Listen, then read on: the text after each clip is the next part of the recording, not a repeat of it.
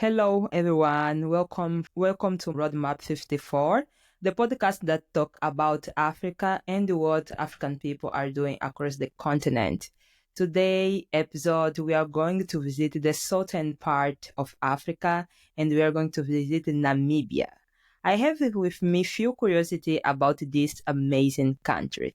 First of all, Namibia is located on the southern west coast of Africa, bordering Angola, my country, by the way. This means Namibia is my neighbor country to the north, Zambia and Botswana to the east, and South Africa to the south, with the Atlantic Ocean to its west, essentially placing it in the southern region of the continent.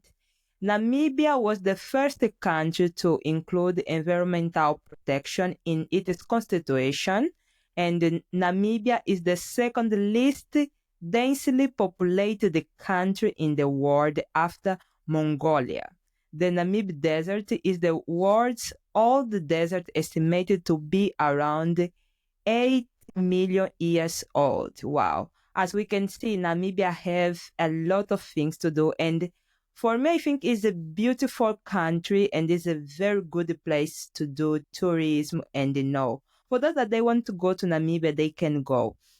And for this episode, we are with an amazing person. I really like her so much. And this person invited her was Blessing from Uganda. And this person, by the way, is from Namibia. And today we are here with Martha. Hello, Martha. How are you? Hi, Lisa. I'm good in yourself.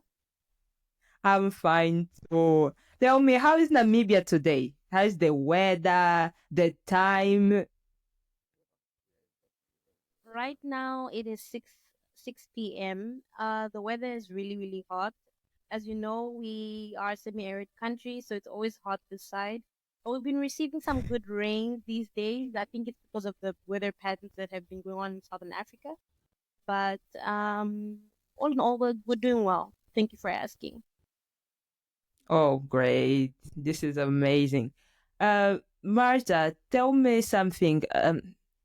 How is living in Namibia like for you as someone that born in this country? I want to know a little bit about your view about your country before we know a little bit Martha, what she's doing, what she like to do. Tell me a little bit about your country. So we have a population of, I think we just hit 3 million now, if I'm not mistaken. And we do not know. I always make fun of this, but we don't know the meaning of what traffic is. You know how you go to any African country and it's like full of traffic. We don't know what traffic is in Namibia, literally. Wow. Wow. It's Like how? not really a beautiful country. It's very politically stable. It's very peaceful. The people here are very kind. They're very nice. There's a lot of nature here that you can find. It's the only place in the world where you find the ocean meets the desert, so it's very beautiful in terms of the landscape. There's a lot of tourism activities that go around here. It's a very quiet country, not a lot happens. Whenever I travel, and I've traveled quite a bit, Elisa, whenever I travel the world, I always think to myself, oh, we don't do this back at home.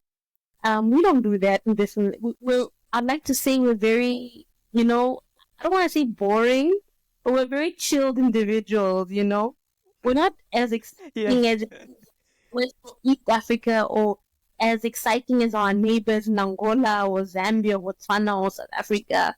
We're very quiet individuals. We keep to our own. We hardly travel the world. We just stay at home. Wow. I think this is amazing. I think it is good to have like a place that you can go and feel quiet because around the world is so noisy. Like here in Angola, you say that it is difficult, the traffic in Namibia.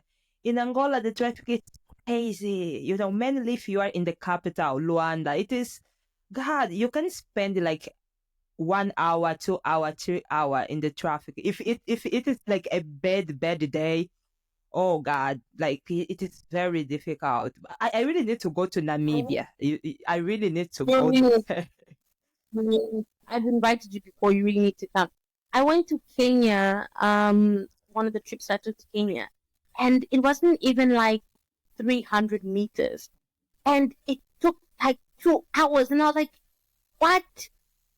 How? Like 300 meters? Like I don't understand." And it's because there was I don't know. I think they call them matutus, the big buses, and we needed to wait for them to get loaded on, and then it was just a mess. And I thought to myself, oh my goodness, you learn to appreciate what you have back at home when once you leave home. You know what I'm saying?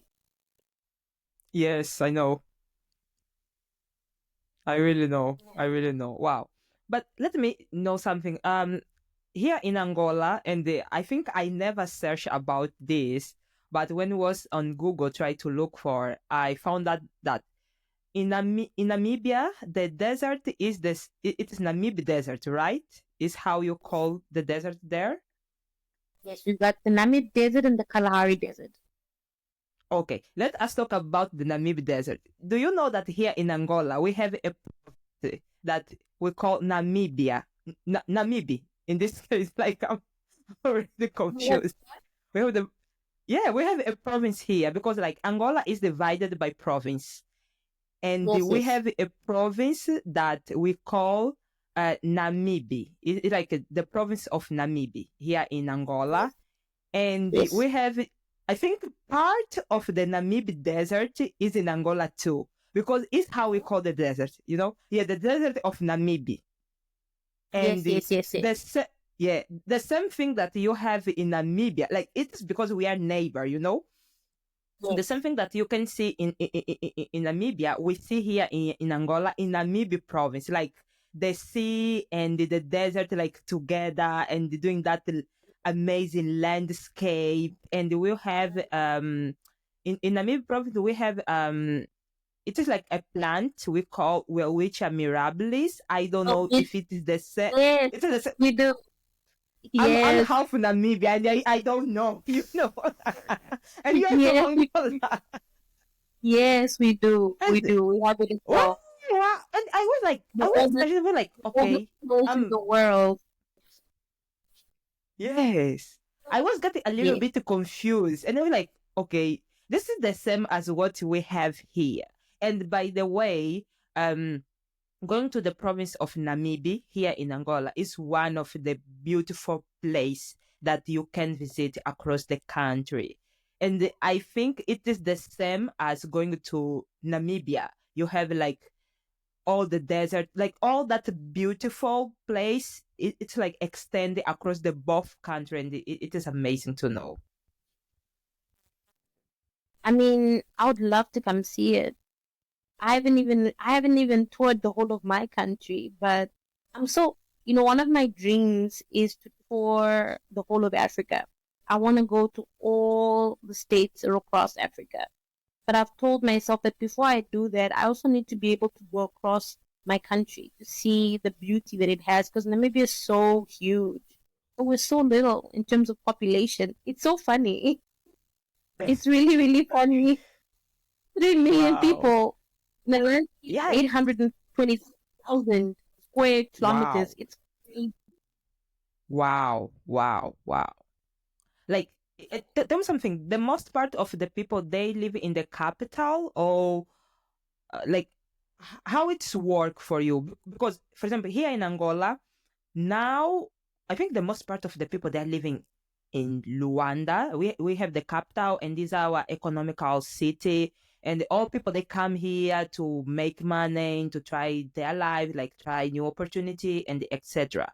And in the other provinces, they are more quiet. I want to know. You say that Namibia is the place is quiet in itself. The population is little, but how people they are distributing them. And by the way, how you are like politically divided? You call province, state, how it is?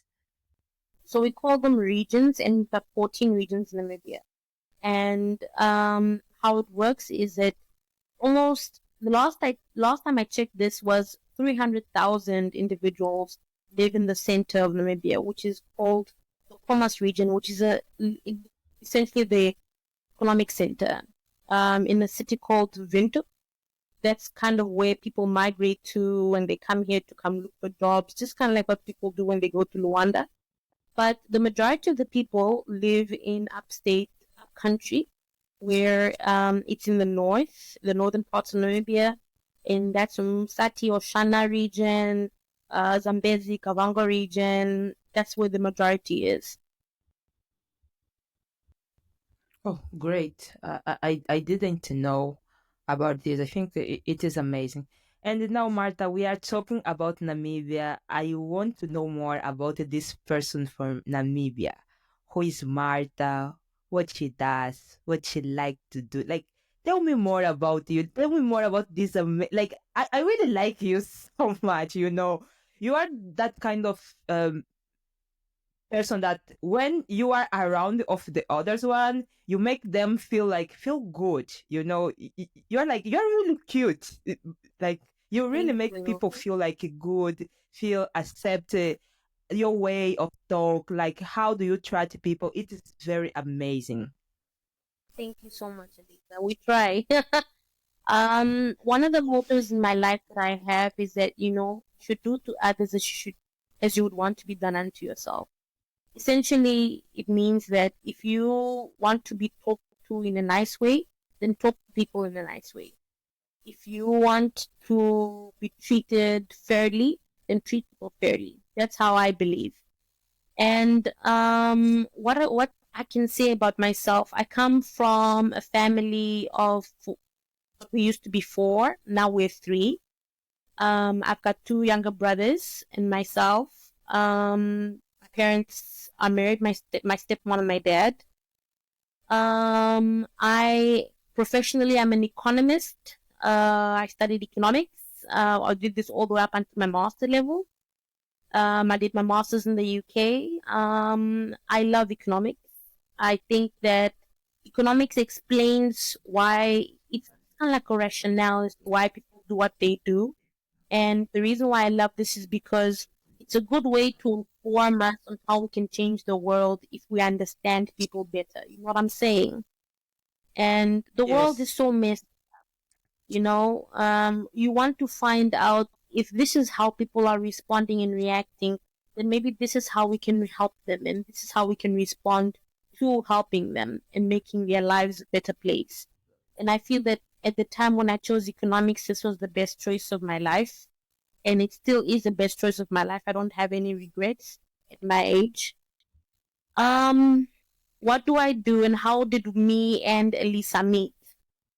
We met because we were both doing the Mandela Washington Fellowship, which is essentially predominantly, it got me there because of the work that I do with SMEs. So on my side, I want to say side hustle because it's something that I do with passion, but something that I do on the side is that I help, I do consultations by helping SMEs, and I do this by just essentially helping them to upscale their business operations, whether it be opening business accounts, formalizing them, helping them to create budgets, helping them to track their flow of expenses, etc., etc. Small things, but things that would make a huge difference to the bank, for instance, that needs to see cash or bank statements that need to be created by the businesses themselves. Because as we know and as we see from bigger countries, bigger developed nations like America and the UK, SMEs are literally the backbone of economies. They're the ones that bring in employment. You understand? If we think about Yes. companies like Facebooks, the Twitters, the now X's, and I don't know, whatever company that you might think of, these are companies that were once SMEs, quote unquote. And in them being small, they grew into large companies that could now be established and now essentially employ more people. And this is how essentially we're supposed to build on our economies. Um, and that's kind of the dream that I do. Apart from that, I work at an NGO part time as well, where I do some research on policy work, working for especially for the country, if I can call it that, where I look at policies that different ministries are working on, and we do recommendations on that. I also do the open budget survey for Namibia. I'm the only one that's doing it for the country. You only get um, one institute that does it, and I'm doing it for Namibia. So essentially, what does that mean? I look at how the budget is formulated, and to see if citizens have a fair opportunity to participate in the budget formulation process, from budget planning to budget insight to budget oversight, etc., etc. I do so many things. I don't think I could name them all, but that's in a nutshell. That's who I am. Wow. Wow. Like, I'm wow. I'm really wow. It is amazing all these things that you are doing, mainly helping SMEs, because I think this is the only way that we have to make our continent to grow. And I don't know why, but I think in all continent, we as African, we are like entrepreneurs by the blood. I think in all place across each country in this continent, you'll find the people, entrepreneurs trying to do something important for them and for others. And I think this is very, very amazing.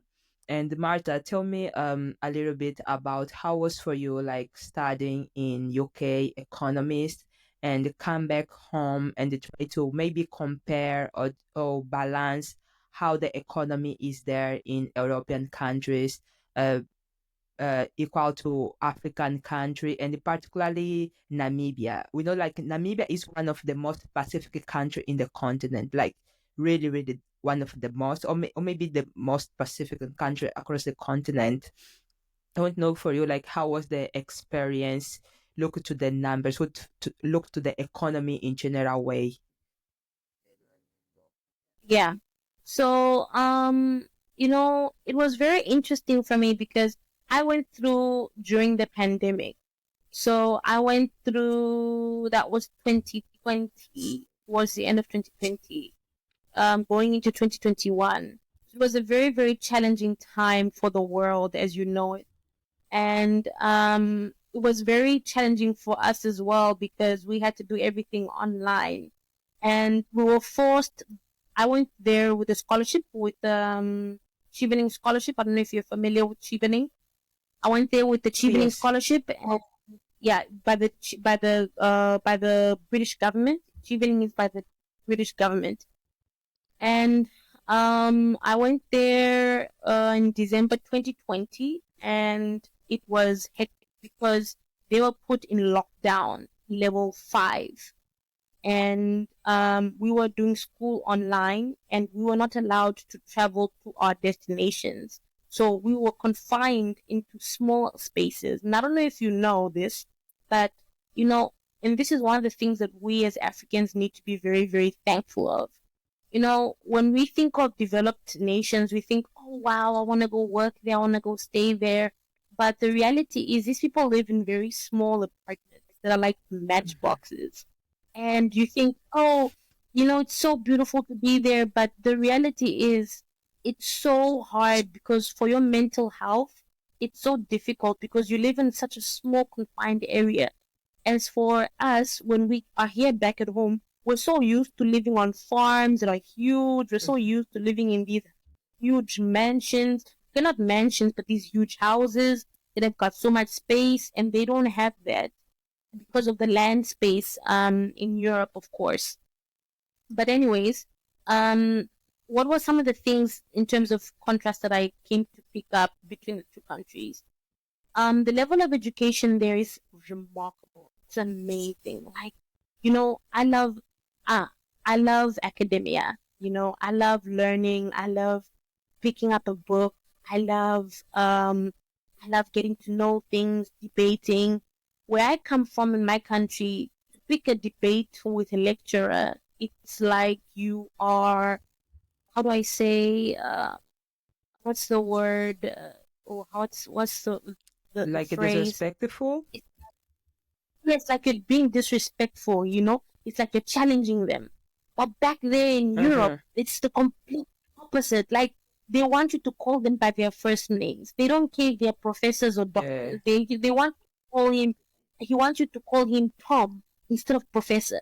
He wants you to come up with an argument to Yeah. say no, it's correct, or no, it's right, or yes, it is. He wants to be challenged because for him, it's adding on to their intellect as well, and they understand that. They understand that growing also means that you're being challenged and stretched to some degree.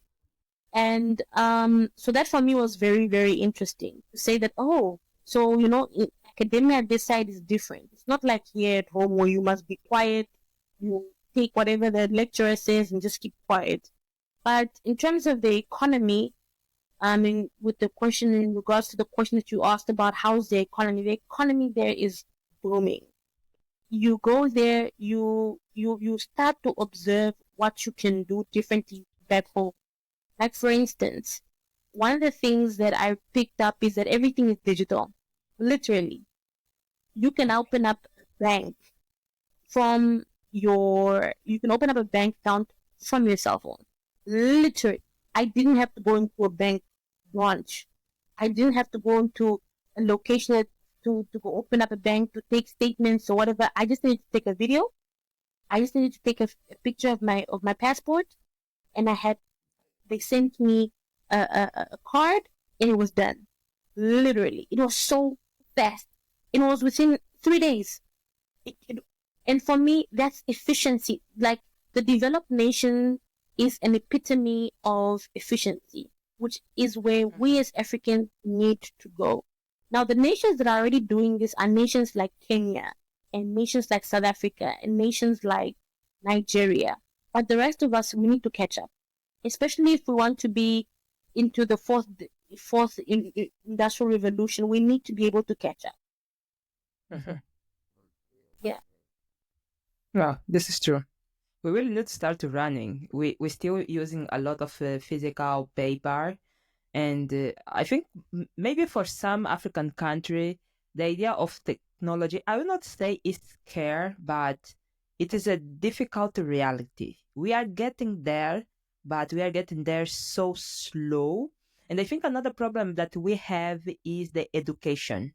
You know, we still lack for digital and financial education. Like you give the example about a bank, you know, we still lack a lot about like digital education, about financial education, that it is difficult for people think that okay, now it is possible I open my bank account in my house, in my room, and send the photo to, I don't know, a stranger, and I don't know what they will be doing with my stuff. I really think that we need to catch up, and this need to be a work that we need to do across all the continent, not only the country that you already told here, like South Africa, Nigeria, or Kenya, but need to be a work like for all of us. And oh, Yeah. there is a lot of work to do. Martha, tell me a little bit about the SMEs that you help in Namibia. How the work goes, like how many like success case you have, and how is working with them be able to guide them to make like better business decision and make them grow and be able to have an employee and the scale. Okay. So, some of the SMEs that I've worked with, and I think I've worked with, I can put up the total to the date, is I've worked up with maybe 50, if not 50 or more, if I can say, round it up. And it's mostly the average layman business person on the street, you know. Some of them are referrals. Some of them are people that I just woke up to and I'm like, oh, do you know that I actually have this specific service and I can help you? I can give you an example, for instance, of a lady that I'm helping. She, so we in Namibia, in Windhoek, which is a capital city, we have what you call single quarters market, where they sell meat to eat, and they sell meat to eat, and they sell meat to. They also sell meat like for you to go cook, like what do you call this? Fresh meat. And Okay. within that same court or in that same market, there are people, ladies particularly, that sell fresh tomatoes, fresh onions. They sell spices and other traditional delicacies that you wouldn't find anywhere else in the city, in the capital. So I approach one of them, and I've been working with her for a period of 2 years now. And I've been trying to tell her, or I've been showing her how to do her budgeting. And I've been showing her how she should keep her expenses, how she should, um, what do you call this, how she should be checking her expenses and her profits, and essentially just how she should be making herself more efficient. Because previously, she would just buy her stock, and just because it looks like she bought it $3 and she sells it $4, she assumes that that $1 is a profit, but she's not taking into account the expenses that she's incurring, like for instance transport to the suppliers, or the municipal bill that she needs to pay for the water that she's using at the market, or the expense that she's paying for the fact that she needs to pay for the rent. She's not paying into the unit cost. They call it unit economics. So the unit economics that she's playing into effect is playing into effect of the decisions that she's making. Also, the other things that I also do is advisory decisions, or advisory comments to the SMEs that I do. These are for the much bigger SMEs. Another example is I'm giving advisory comments to advisory what do you call this, advisory services to an SME that is currently doing youth employment. So what they do is they advise government on how they should change for youth employment. And what we're doing with that is that we're just going around is to make it more efficient for them. So it really keeps me my toes. I don't have one set thing that I do. I have different things I do. Depends on the specific SME, you know. There was another interesting SME that I worked with. I think for me, my most interesting ones, my most challenging ones, which are the small ones, because they're the ones you have more work in, you know. It's not like the bigger middle ones. There was one where I had to help with the choosing of their leadership. And it was just to say, okay, fine, these are the have currently. So I had to be on a what is this, on a 5 month um workshop, or I don't want to call it workshop. Yeah, it's a workshop, 5 month workshop with them where I'll be really sitting down, telling them what it is they need to do, what skill that they would need to have, etc. And funny enough, um, one of the things that ended up coming out of that was that they ended up sharpening up their skills, and they got $2.3 million sponsorship. And for me, I think Wow. that's name dollars, not US dollars. um, that for me, I think was my biggest achievement in the bigger ones that I work with. Wow. This is a huge achievement. Like, please mentor me. I need the help in my Oh, startup too. Elisa, stop it. I'm You telling should you, I need to go and scale it to Namibia right now. You should scale me. You are the one that's doing big things with the what roadmap 54. Oh my God, this is so cool. Wow, Martha, I'm very impressed about all the work that you are doing. I think it is amazing. Like it is really, really amazing what you are doing, helping people in Namibia. Like wow. I'm always saying that this continent, they have amazing youth, you know. They are Yeah. people doing so much like amazing things, and we really need to start knowing each other. We need to start sharing more about the work that we are doing, that we can help each other. I think it is amazing, like really, really amazing what you are doing. And I'm here like learning a lot, like I'm really learning a lot with you.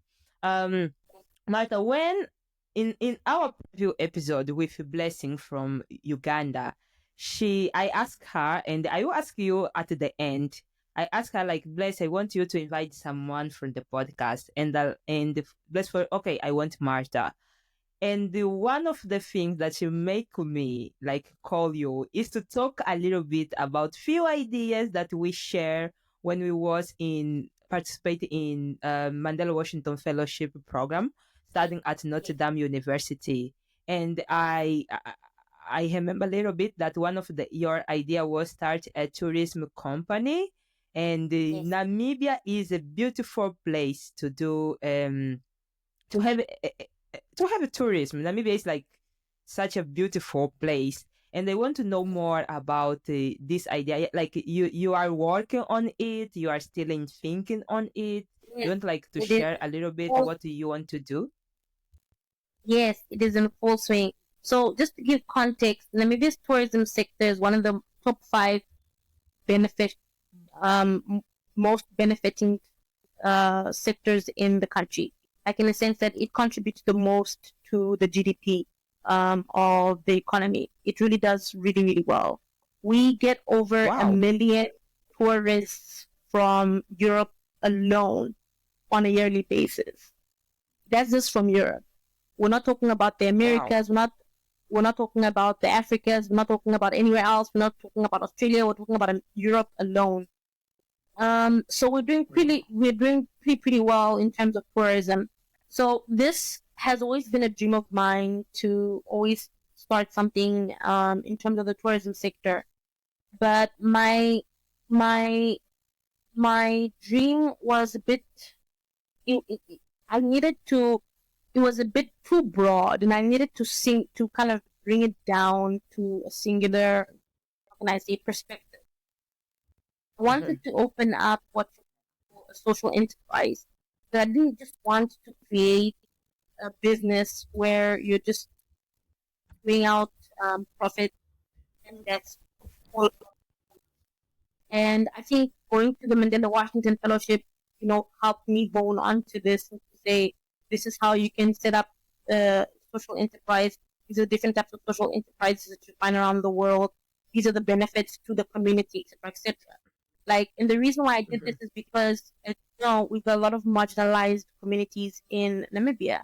One one of them being the San people, which are the original inhabitants of the land, Namibia, Southern Africa as a whole. And they've been annexed from their land obviously because of what happened to the pre-colonial times in not only Namibia but the Great Zimbabwe in South Africa, etc., etc. And this is something that I'm very passionate about. So I wanted to marry the two to say, how do I create a business that gives back to the society of the people that it's taking away from? You know what I'm trying to say? And I thought, the best thing would be to create a tourism business around the San people, where you invite people to come and experience individuals from the San people's community itself to create what you call cultural tourism, essentially educating and informing people about the San traditions and San cultures and San heritages, and etc., etc., and taking them around the way their livelihoods, the way they live, etc., etc. And also on top of the fact that they get to go around Namibia and experience the normal saucer flays and the normal tosha pans, etc., etc. But the main thing is that they get to see the people that they're helping. And by doing this, we create a social enterprise that gives back to the sand community by not only a way of through means of recruitment through employment, but by building, for instance, boreholes or creating schools for them or creating mobile clinics for them, for instance. Things that, because so often we look to government to create solutions for society, but we as businesses can also be those solutions for those societies that we're doing work in if we do proper planning around what the work that we're doing, if you understand what I'm trying to say. So what am I doing so far in terms of the business that I pitched at the MWF 2024? I have since registered a business, and we are actually going into March now. I'm going to take a trip up north to Botswana to go see what is this? A similar. It's like they're doing something similar to what I want to do. So I want to go and observe so that I could benchmark from them in terms of how they do it, so that I could see where are the loopholes that I could better and improve myself. Some of the things that I've started to do already, apart from the fact that I've registered a business, is I've gotten a business partner that I've partnered up in business with, and we've deliberated on extra ways, because I don't just want to I don't want this to be a situation where the business, it needs to be self-sustainable, but I also want there to be other extra streams of revenue so that the business can then also scale up for the community. Mhm. So this is kind of how far I've come. Wow. I think when Blessing listened to that, we were like, "Oh my God, this is so good!" I think you are doing very well, and your your idea can be like used to the whole Africa, because I think the community that you have there, we have here in Angola too, and in other African country, and we can basically like take the same business model and work together to give it back to the society, as you said. And I really agree with you that business, they can create like things for the community, like hospital. And I think the only way to make the continent to grow is if you will start implement like schools, small hospital, clinics, and etc. across the different small communities that we have. And after that, we can be scaling and scaling and scaling. Like, I'm very happy to know that you are really putting work in into your idea and make it a reality. And I know in few years, 2 years, 1 year, we will see all the good things that this is doing in the community. Congratulations, Martha. I'm hoping to have you here as my first customers. You will. You will. I'm coming to Namibia. Like, I really can travel to Namibia. I think if I travel to by car to the road can be 2 days, 48 hours, if I'm not wrong, from where I live it to the capital until there. And if it is to airplane, I think it's like 2 hours, if I'm not wrong, or less than that. Like we are really close to each other. Very close. Uh, yes, we are really very close to each other. Wow, and like I'm very happy to know that you are putting in force. You are working well. And Martha, thank you so much for accepting be here. We are almost in the few minutes to end our episode, and I would like to ask you to give an advice for the young African people that they are across all the continent, that they have like amazing ideas, they are trying to do something. I want you to leave an advice for maybe as little Martha in Namibia, in one of the city that she's trying to do her stuff to and make impact for the society. Surround yourself with good people. People that will motivate you, people that will push you, people that will stretch you, people that will help you no matter what. People like Martha and Elisa's, people that will make time for you, you know? And you'll always find those people around you during your journey. You'll always be inquisitive and get yourself a mentor. Mentors are very good. They're the ones that help, craft your journey, craft your vision. They kind of help you to stay away from things that you should stay away from and stop focusing on, and kind of help you to stay on the path that you should be in. And also learn that don't be so hard on yourself. And you cannot change the world alone, You are only one person, and even if you change one other person's perspective, that is enough. Because we take on too much and we want to do too much. We want to change the whole world. We take off this narrative of us being in movies, like these American movies where when they say, I want to change the world, and then we change the world. And that's just movie theatrics. We live in the real world. If you can change one person's perspective, you don't know who that one person is going to be. It might be the next president of your country. It might be the next future leader of your country. So that in itself is enough. Wow, I like this. I really, really like this. And Martha, we are kind of at the end of this episode. Normally in the end of the episode, I like to ask my guest, you in this case, to pick someone that you think this person have a good insight, have a good story to come here and tell us. Someone that you think that is doing something amazing in her country, and you need to say the person name, the country that this person is from, and why you want me to invite this person here to share with us what they are doing. And by the way, the person need to be someone from Africa. I can give you like few seconds, few minutes to start the brainstorming things about all people that you know. Can be someone from Namibia or from another African country, but someone that I can come here, I can interview. This person can like talk more about themselves, about what they are doing. Can I ask a question? Yes, you can. Okay.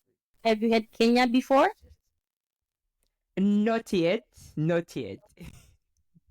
Then I know who I'm going to pick.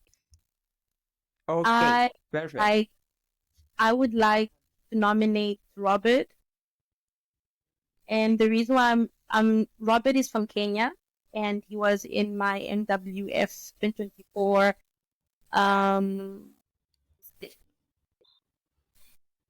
and the reason why I'm doing this is because Robert, for me, inspired me with the work that he's doing in the IT field.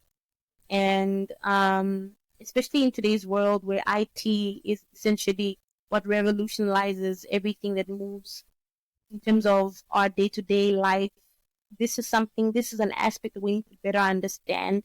And I would like to find out from Robert as to how IT can better our lives and how we as Africans can better prepare ourselves for the tomorrow that the world is going into. Great. I like these two questions. I will really ask Robert about them, and we will see and listen his answer. I really love this question. Martha, we are like at in the end of our episode. I want to ask if you want to say more something, and be free, say more something if you still want to leave more advice for those that they are listening to us, if you want to leave some advice from people in Namibia. And by the way, I forgot to ask something important in the beginning. Apart of English, which language Namibian speak? I know you guys speak another language. Yeah, you need to teach me at least one word. One word. What time is it now? Okay, it's 7. So it's Matokewapo. So Matokewapo means good evening in my language at least. Matokewapo. Can you see that? Matokewapo. Matokewapo, yeah. Matokewapo. And what's the name of the language? Oshuambo. Oshiwambo. Oh, good. So And wait, Oshiwambo, Matokewapo. Huh. When I go to Namibia, now I know how to greet people in the afternoon. in the evening, In the evening. In the yeah. evening, now I know So how to greet people. we're like, who's this? We're like Angola. I think in Angola it's Bon dia. No, and at this time, boa noite. Boa noite. Yeah, boa noite. Yeah. Yes. And then tarde, bon dia. Oh my goodness. No, but you say very well, bom dia, like good morning, very, very well in Portuguese, very well. My dad was Portuguese. Yeah, you say So very, very well, really. I don't know why you don't want to accept. But tell me something, Marta. Apart of this, like how many language do you have in Namibia? Ooh, we've got quite a few. We've got Oswambo, Afrikaans, Damara, Herero. I think about 7 or 10. Because we also Mm, have a lot of dialect. We've got a lot of okay. dialects. That pushes it up to 14, I think. If you count the dialects, because then there's Oshukwanyama, there's Oshukwarudi, Oshindonga. There's so many. Oh wow. And in school they teach the African language too, or only English? They teach English, Afrikaans, German, and Shwambo. Oh, great. People in Namibia, they're all polyglots, like foreign language. This is amazing. It depends. You have to take your option. Oh, okay. Okay. Oh, this is good. Huh. Interesting. I didn't know about this. Yeah. How many languages do they? Okay, they only have Portuguese. Yes, we only Kimbondo. here in Angola we have only Portuguese at school, but um when you can pick French or English, but like here between us, you will not learn at school English or French like at all. You And Kimbondo? Oh, unfortunately, no. Unfortunately, and this is something that really pained me. Unfortunately, they didn't teach us our African language. Like they didn't teach us Kikongo or Kimbundu or another language. It is sad. I really would like to learn. I'm trying to learn now Kikongo. That is the language of the north side of Angola because all my family we come from the north side, and I'm trying to learn Kikongo. But I really would like them to teach like in the young age some of our language. For those that they live in the capital like me in Luanda, if your parents they didn't teach you in the young age your language you will only speak in Portuguese. That is my case and the case of a lot of people. Like right now that I'm adult, I'm trying to get my language because I think it's very important. We not only speak like the official language of our countries that can be general for the world like English, French, or Spanish, etc. But I think it is important we really learn ours like African language because it's our language, you know. Agree. I Yeah. agree. I'm trying to learn. I'm doing my best. That's good. Yes. Martha, thank you so much. Thank you so much for accepting this invitation. Thank you so much for spending this time with me. It was very fun. I really enjoy it. I really enjoy talking with you. I really enjoy learning more about you, about what you are doing. And I will invite you for more episodes here in the Roadmap 54. Yes. Please. Okay. For those people that they are at home, I hope you guys enjoy our episodes with Marta. And I hope you learn more a little bit about Namibia. And by the way, visit Namibia is an amazing country.